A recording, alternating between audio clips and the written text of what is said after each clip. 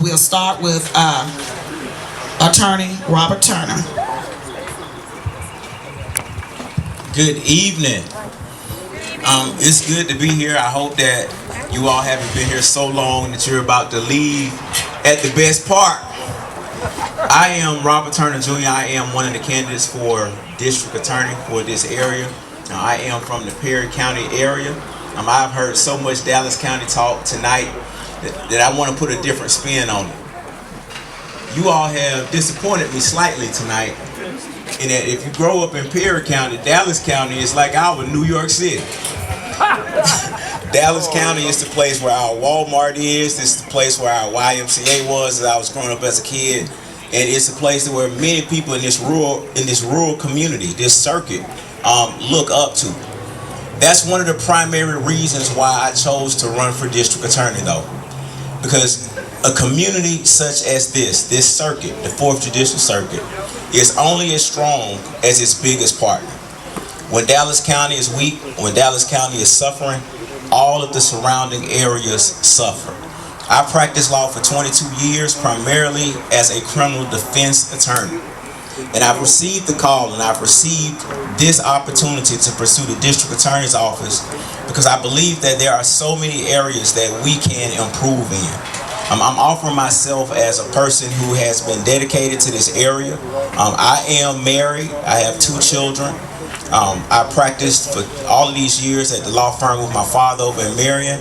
I've worked for 20 years in Dallas County as a child support referee.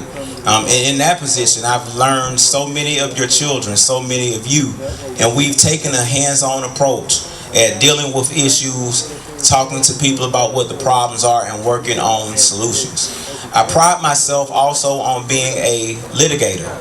I do plan on trying cases and making sure that fairness and justice is what the office represents, and that's what all of the people get. I pride myself on having connections with people on all levels. I pride myself on being able to come into this office with not a lot of glue on my shoulders and on my back. And what I mean by that is sometimes the best candidate or the best person for a job, especially a job as a district attorney, is somebody who doesn't know everybody. It's somebody who everybody doesn't know. Somebody whose primary focus and primary goal is to come in and figure out where justice is and how can all of us work together using our intelligence, using our professionalism, and being courteous to one another to achieving the concept and the goal of justice. We live in a criminal justice system, and we need to make sure that in this circuit we start reinserting the word justice into the criminal system. Thank you. Hey everybody, I'm Michael Jackson. No, I don't sing, y'all, but I'm Michael Jackson. I've been the district attorney here for a while now. Currently, I'm the president of the Alabama District Attorneys Association, the first African-American president, so I'm the president of the whole state of district attorneys. I'm the first African-American district attorney that was named District Attorney of the Year. So I've been named District Attorney of the Year. I've been named Alumnus of the Year for my college, Santa College, my undergrad. I've been named Young Alumnus of the Year before at that college. And no, when I was, y'all remember when I was a young assistant district attorney, a young good-looking guy. Now I'm an older good-looking district attorney. When I got in office, we opened up an office in every county. That's something we didn't have. We started a pretrial diversion program because some people just make a mistake. So if they complete the program, they're charged to be dismissed for nonviolent offenders. We helped start the drug court program. Some of you all know people that have got in our drug court program. But one of the things I'm most proud of, out of our office, we started the Child Advocacy Center, which has grown tremendously. They're located on Broad Street now. That's for abused kids that got sexually abused. We have that at this circuit now. They can go and do a forensic interview and have all these different agencies in one spot. So I'm glad we started that. Y'all know my slogan, tough but fair. Let me just say this: if you commit murder, rape, robbery, molesting kids, you need to be in prison. And I'm not going to apologize for high bonds. If the bond's over $1 million, I'm not apologizing for that. If you want me to apologize for that, vote for my opponent. I'm sorry, I'm not apologizing for that. As Portia stated, this crime does affect business. It affects kids, it affects businesses. You want people to be able to walk the streets safe. It's bad when you have a situation where you might have left something in your car and you're thinking about, well, should I go to my car and get it tonight? Or maybe I better wait till the morning. And that's what we have here. Thankfully, our office had one of the highest conviction rates in the state. We win most of our cases. Selma is going through a transition right now. They need way more officers than they do. You can't have a couple of people patrolling Selma at night. It's just not going to work. Just about every young person, black or white, has a gun. Male has a gun in Selma. And unfortunately, they use it without thinking sometimes. Am I finished? I'm finished.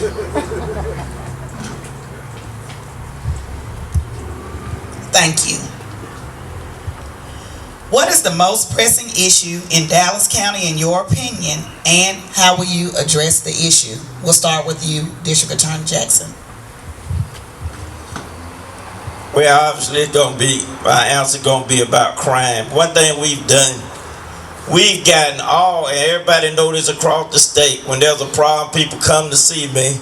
We've gotten all these agencies together to fight this stuff. We have ATF, FBI, my drug task force. We have all these other agencies here to help the Selma Police Department and the Sheriff's Office, for that matter, help them in this situation. Because again, we can't have just a couple of officers in Selma patrolling the city. So oftentimes my drug task force is called, even in places like Perry, you know, those 3 guys that were killing and shooting up the place. My drug task force folk caught those guys that came from Missouri, because we got a call saying, hey, it's not being handled by local law enforcement. That's what I try to do, keep everybody coordinated. Until recently, I was the chairman of our regional task force. We have several counties, and when something happens, they come in and help out. We've had the SWAT team from Greenville.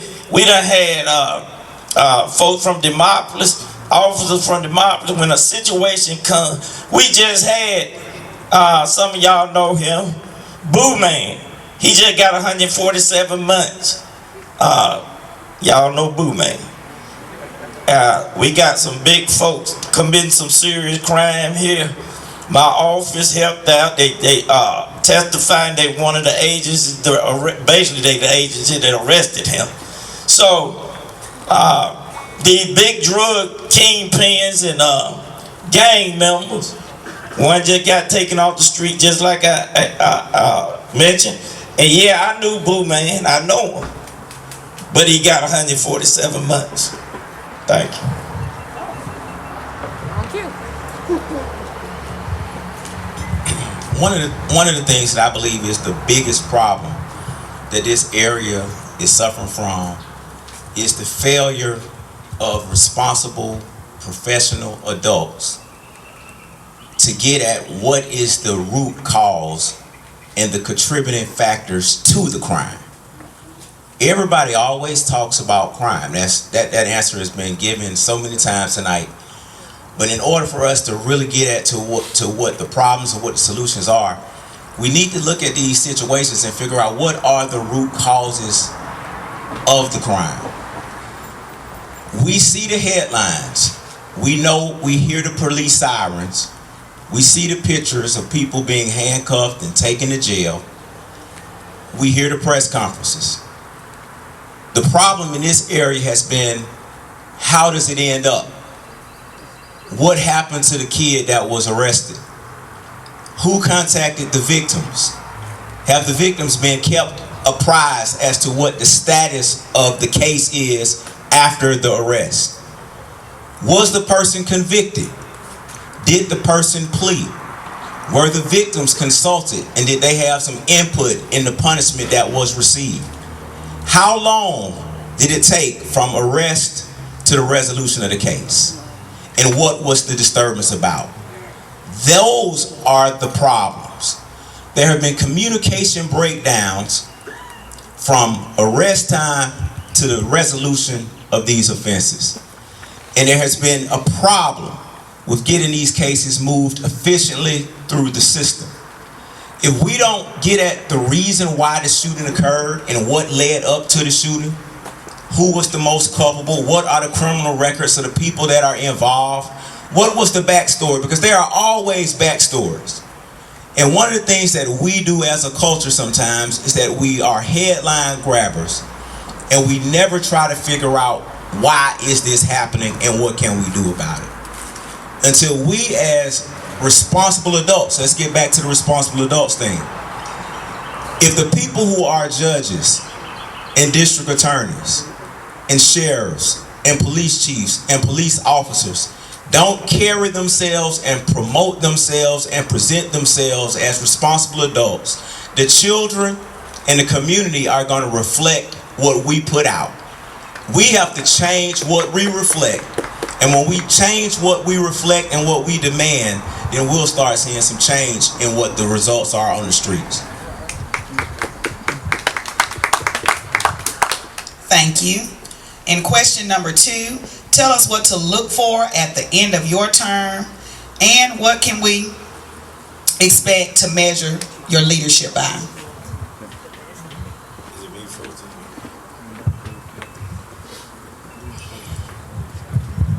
I led in to this question where I left off on my response to the other.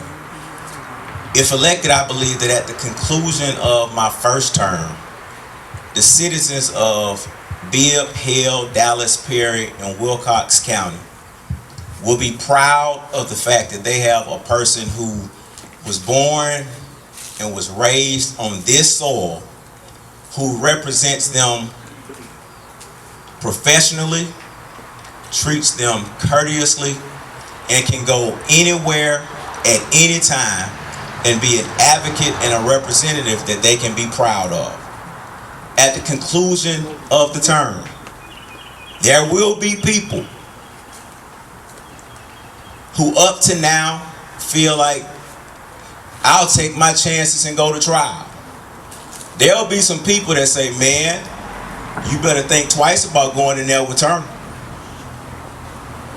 At the conclusion of my term, there will be people who come to jury terms of service and know who their district attorney is, because he's going to be voir diring them, meaning asking them questions and assisting his assistants and making sure that we handle some of the backlog of cases. If elected, every school and every school system in those 5 counties will know who their district attorney is. Public schools as well as private will have access to me, because I believe that if we can talk to the children about what the law is and what to do and what not to do beforehand, that we'll be able to make a difference. This position is hands-on, but it is as administrative as it is hands-on. By that I mean, at the conclusion of this term, people will be able to say, yeah, we can call the district attorney to come speak to our church. We can call the district attorney to come talk to our children, and I'll be glad to do it, because I already do. It's not something that I'll have to grow into, it's something that I already do. And at the conclusion of this term, every time you watch the news, every time somebody comes before us, whether it's a victim's family or a defendant's family, your child will be referred to as Miss or Mr. in their last name, because you are presumed innocent until proven guilty. And if you're confident in your evidence and you've worked with your law enforcement officers, I can call you Mr. Goodbar all day long, regardless of what you've been accused of. And at the end of the day, if Mr. Goodbar is convicted, I don't have to call you a name or out of your name. I'll just be able to say, The jury came back with a great verdict. Our officers made a good case, and Mr. Goodbar is about to be gone for a long time. Well, it's just funny. I spent half my day speaking to a school, 3rd grade to 12th grade. Everybody knows I go everywhere, speak to all the kids, speak to the schools. Again, I open up an office in every county. I have an open door policy. People come to me for everything, you all. Not just about crime, but also their light bill, the gas bill, everything. That's how I spend most of my day talking to people. That's what I do. But you can't be a professor dealing with crime. When we had the pandemic, when it first started, and when we have it now, these violent criminals hadn't taken a day off.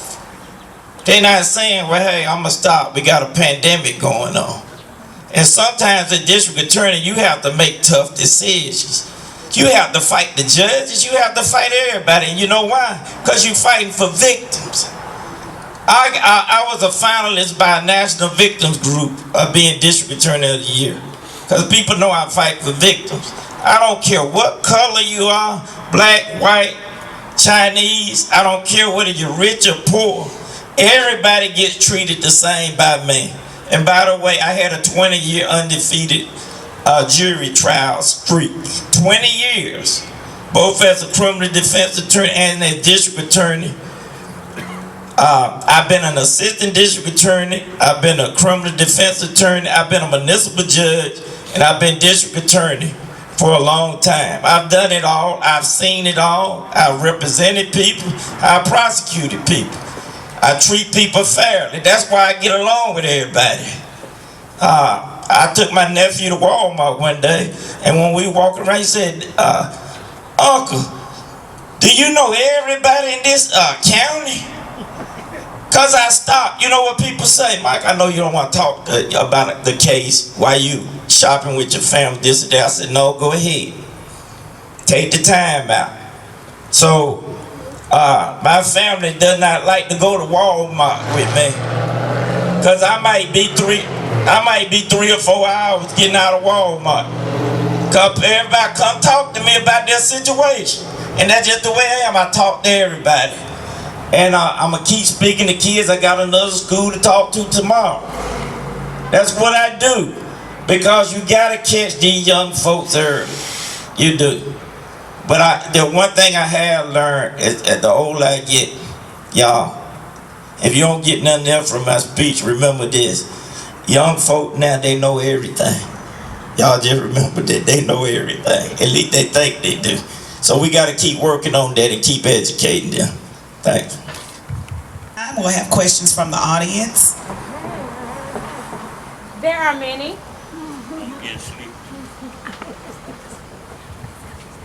Again, I combined questions that are similar.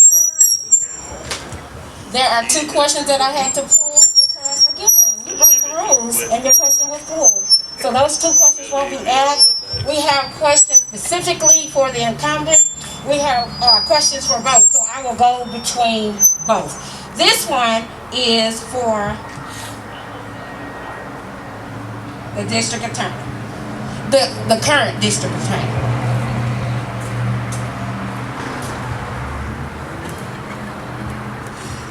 What will be done about the lack of communication in that office?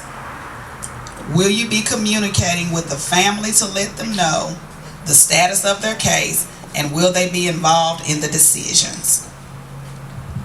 Thanks. We now have victim services office in every county, and they are in constant contact with the family, letting them know about their cases and that type of thing. And also, one thing that helps on that, I have an open door policy, so people come up all the time and talk to me about their case, and then we look it up and see what's going on with it. But we have a victim service officer in at least one, in some counties more, but at least one. In Dallas we got more than one, but we have a victim services officer in every county. And I have to say, That costs a lot of money. We got worked on getting $1 million, millions of dollars in grant money to fund this, because I have 5 counties. But with the cuts that were in the grant and all that, we still keep those victim services off, because I feel like that's one of the most important things we have.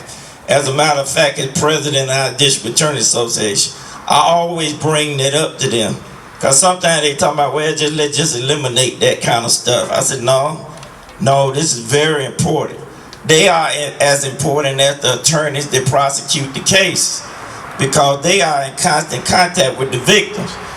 As a matter of fact, you all are invited to a function we have for victims tomorrow, 3:30, at Arts Revive in the parking lot.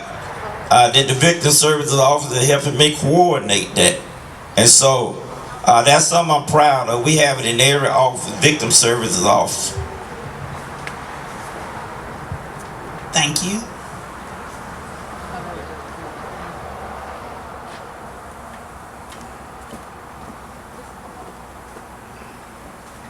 Both candidates, so we'll be starting with Attorney Turner. What will be one short-term goal and one long-term goal that you have envisioned? Back at 2 minutes. One short-term goal would be to take an inventory of the length of time that people have been incarcerated and figure out what's the holdup.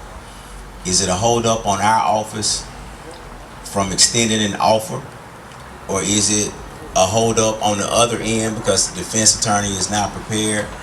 And compile a list as to what cases are still pending and how long have they been sitting there, and what can we do to get those issues resolved. That's a short term. The other short term, and this is to piggyback off of the last question and the last response to the last question, is sometimes we'll have positions, and we'll have positions that are funded. So one of the short-term goals is to take an analysis and see who are the people that are responsible for getting in touch with these victims, and how effective are they, how compassionate are they, and seeing where is the disconnect if the public thinks that there is a disconnect. And from campaigning, the public feels as if there is a definite disconnect. Long term, what I plan on doing to attacking some of the issues is making sure that for every 2 old cases we try one that's hot off the grill. There needs to be some precedent set. What do I mean by that? If somebody commits a murder in April, and the autopsy, we heard about the coroner's report, if the autopsy comes in and we get ballistics in and all of that, and we've got that stuff in by November, we need to try some people within the calendar year upon which they committed the crime. If people can see that whoever we want to call a defendant committed a crime this week, and we're trying them, or we're ready by December, and they see them going down the road, I think that's the biggest deterrent. So that's my long term. Thanks. Well, I'll say first that the judges are the ones that set the calendar or when cases get tried. But short term, I would like to see more training for these officers. I think somebody mentioned it earlier about the training, and that's so very important, you all, that these officers know what they're doing, and that people can trust them. Training not just teaches them how to do an investigation, but it also teaches them the importance of interacting with the community, where they trust the officer. You don't want to be where you report the case to the officer, and then they tell the person you reported on that you were the one that turned them in. So I want to make sure on the short-term thing to get the training. And I'm going to give you one quick example of that. I went to a human trafficking training yesterday over in Uniontown, and one of the things that the speaker didn't know about was this new law, the hidden compartment law.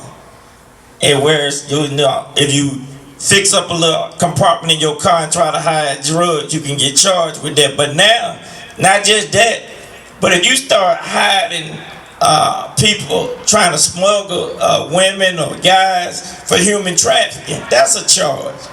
So the fake compartment in your car can be not just drugs, but it can be people. Because we have those situations. Not just across the country, we had it in Selma, human trafficking. And so that's a very new law, and the trainer didn't know about it, but I told all the officers across the circuit about that, and for them to study that, because that's another tool for law enforcement.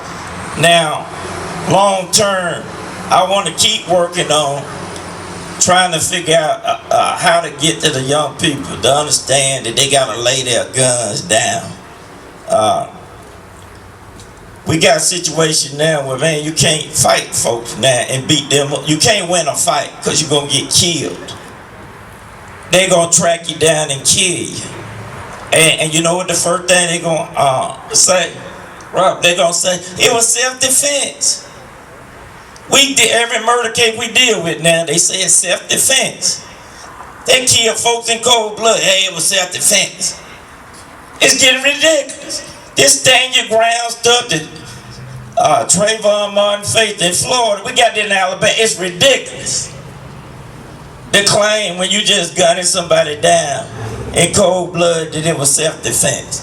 So I do want to long-term work with these young folks about putting the guns down and understanding their consequences to your action. Thank you. This will be for both candidates. What are your plans to ensure that the individuals in jail will get a speedy trial allowed by the Constitution of the United States? And this goes back to District Attorney Jackson. Again, I hope I'm not sounding too rough, but we're going to keep fighting these judges. Unfortunately, some of these defense attorneys, I can think of some right now, they done got 9, 8, 9, 10 continuous. Every time the case comes up, it's just a waste of time. They say, well, Judge, I ain't got no discovery when we done gave it to them 5 times where they done signed for it. Or, Judge, we just not ready. Or, Judge, we got a vacation we got to take. That's not fair to the victims. That the cases go on forever. And then they get mad at me for fussing at them. But our number one job is justice. But our second thing, and it's intertwined with the justice, is fighting for victims. And sometimes we just gotta fight with these judges. I'm sorry, I'm not here to make friends. I'm here to try to do a job, y'all. We got serious problems here. And so, trying to get the judges to cut down on the continuance, because to be quite frank, when we ask for a continuance, they rarely grant it.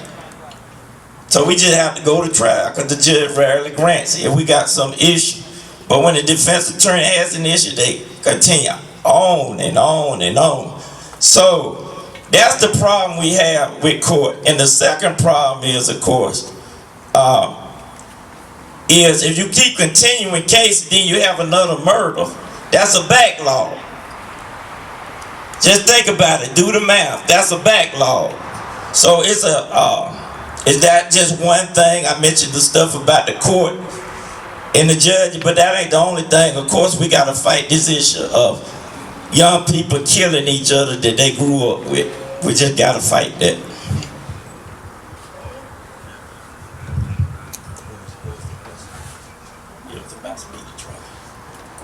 Go ahead. Your plans to ensure that the individuals in jail will get the speedy trial allowed by.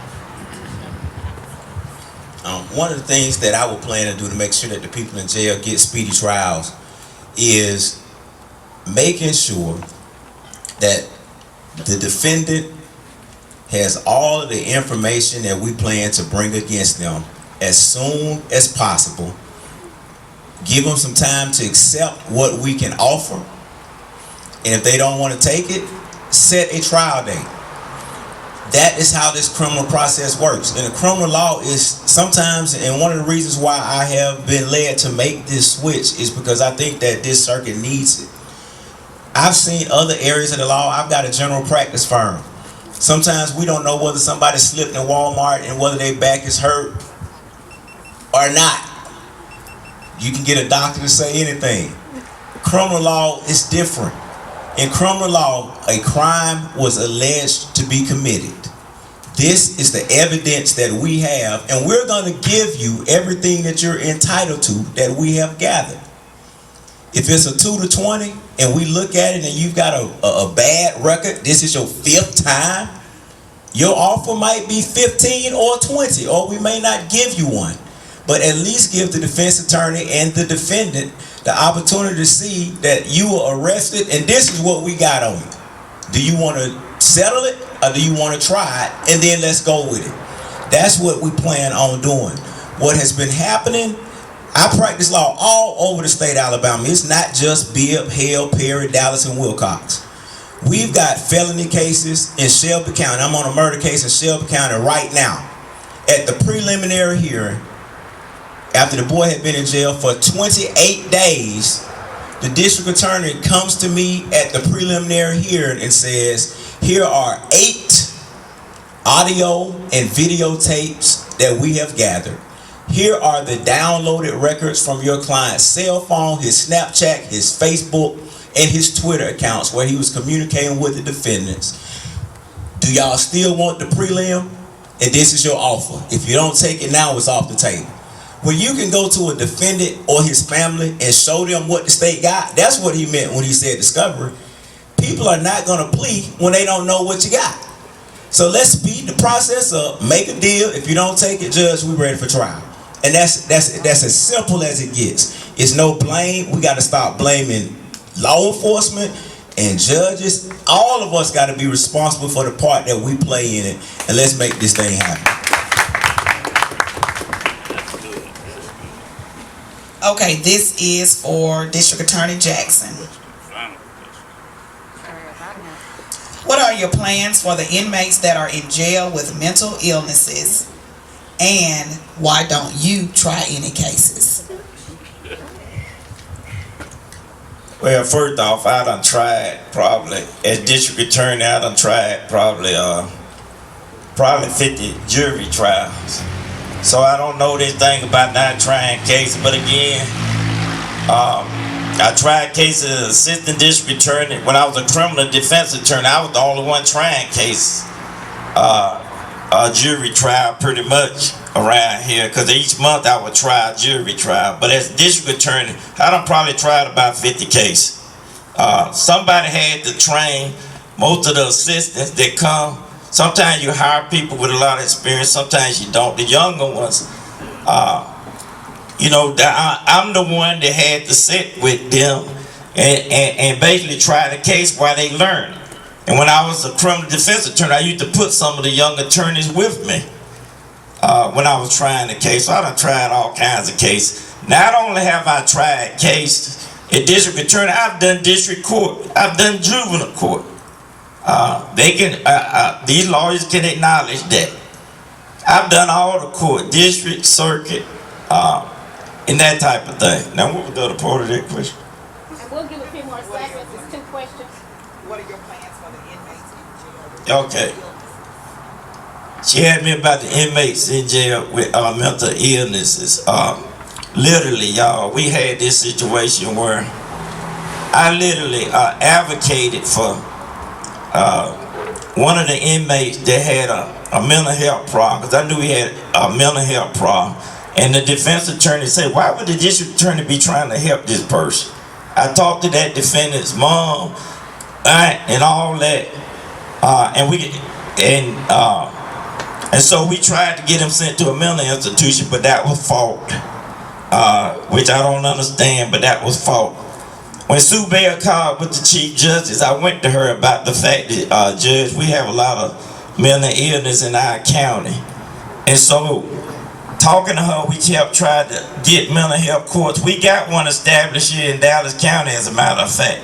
A mental health court, a veterans court, that type of thing. I told you about drug court. A lot of times mental illness and drug abuse go hand in hand. So I helped start a drug court program here. Along, not just me, along with some of the judges and that type of thing. And went all over the country to help to get that started. And let me just tell you, and I have somebody from my office here, they can tell you, How many times each day I meet with somebody that has some mental health issues? Literally, some of my employees get nervous about them coming to talk to me. If Jimmy Nunn is here, he can tell you how many times I brought mental health patients down to see him. They came to see me. And so that's an important issue of mine about mental health. Because if somebody doesn't know what they're doing is wrong, then you gotta treat that the way it should be treated.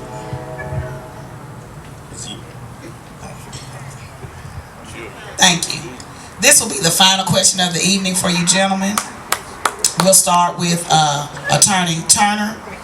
Why are the inmates who have committed a crime taking so long to be sentenced? Is this due process? And do you feel that it is right or fair to take a plea deals on cases if the family does not approve? 30 extra seconds. Okay, the issue with regard to sentencing only happens after the case is resolved. So if there has been some delay on sentencing, that is something that can be attributed to the scheduling of the court and the length of time from the conviction or the plea until the sentencing date. Typically what happens is they have a pre-sentence report done after the plea, and the probation office has to go out and prepare a report before sentencing date. Some of the other things that we look at when we're analyzing these situations, we talked about that part. What was the other part of that question? Do you think it's right or fair for plea deals if the family does not approve? All right, that's a good question. That was the question dealing with plea deals when the family hasn't approved. Communication is one of the biggest things on my platform. Communication between the law enforcement officers, the strength of the case, the evidence, and letting the family know what's going on at all stages. Sometimes, as a prosecutor, when you offer a plea deal, and I'm saying this because I'm a defense attorney, sometimes what happens is that the victims need to know the strength of the case. They need to know the probability of conviction based upon the evidence that is present. And they need to have their input at all stages. I do not advocate, just like we do on the defense side, I do not advocate ignoring the victim's wishes concerning the handling of their loved one's case. But I also want to make sure that I'm giving them the proper information as we go along. I don't want to try to have to round them up and find them because the judge says y'all gonna be up for trial. I want to be able to have a communication line that's open to where they know what's going on the entire time. But victims must be included. They've got to be included in the resolution. Just like defense attorneys can't plea a guy that didn't want to plea.